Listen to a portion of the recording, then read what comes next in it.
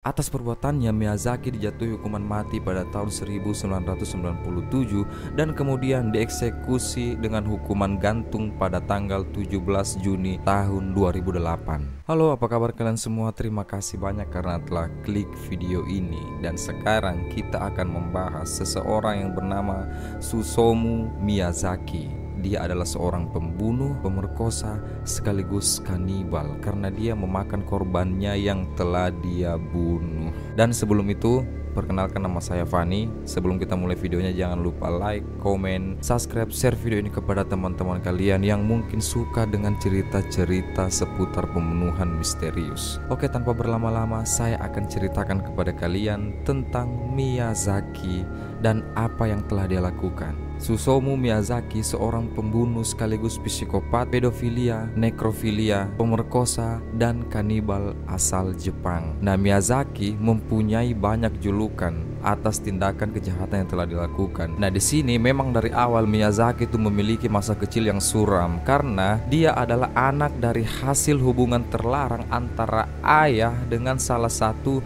saudari kandung Miyazaki. Nah, di sini kemudian dia terlahir dengan kelainan pada pergelangan tangannya, membuat Miyazaki kerap mendapat intimidasi di sekolah dan terbiasa hidup menyendiri. Miyazaki juga dikenal dengan tingkah laku yang kurang normal sejak kecilnya. Salah satunya adalah dia pernah memakan abu kremasi kakeknya sendiri. Nah, pada masa kecilnya ia sering membaca komik dan menonton film-film bergenre thriller dan menonton film-film porno ilegal anak di bawah umur. Nah, pada masa remajanya ia kerap merekam pakaian dalam anak-anak perempuan yang bermain tenis hingga kemudian pada saat dewasa menjadi seorang monster psikopat. Nah, kemudian di sini Miyazaki membunuh 4 orang anak-anak kecil dengan cara dicekik, dilecehkan secara seksual, dipotong kedua tangan dan kakinya, dibakar sisa bagian tubuh dan menjadi abu, dicabuli,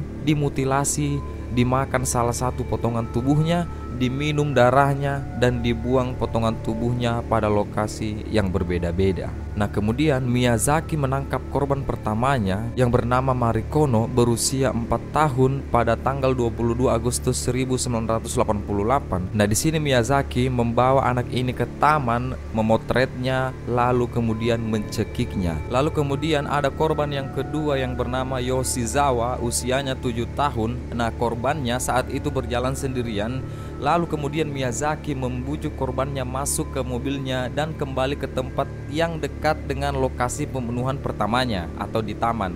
Nah, kali ini setelah mencekik korban yang kedua, Miyazaki mencabuli korbannya dan dia sekali lagi pergi dengan membawa pakaian korban tersebut. Nah, pada tanggal 12 Desember Miyazaki membunuh gadis kecil lainnya atau korban yang ketiga bernama Erika Namba. Dia memotret korbannya sebelum membunuh dan membuangnya. Jadi modus pembunuhan ketiga sama seperti modus pembunuhan pertama yang dilakukan Miyazaki. Nah, pada saat pembunuhan yang ketiga ini Miyazaki itu hampir tertangkap tetapi berhasil melarikan diri. Nah, dia juga sempat bersembunyi selama beberapa bulan sebelum membunuh korban terakhirnya. Nah, karena dikabarkan Miyazaki ini setelah membunuh korbannya, dia selalu mengirimkan informasi kepada orang tua korbannya berupa potongan-potongan huruf seperti majalah atau juga sering meneror orang tua korban dengan cara ditelepon. Nah, kemudian di sini Miyazaki memakan jasad korbannya sendiri. Nah, kemudian pada tanggal 6 Juni dia menangkap Ayako Namoto, usianya 5 tahun. Nah, kemudian jasad Namoto ia bawa pulang untuk direkam. Nah, kemudian atas perbuatan sadisnya ini Miyazaki dijatuhi hukuman mati pada tahun 1997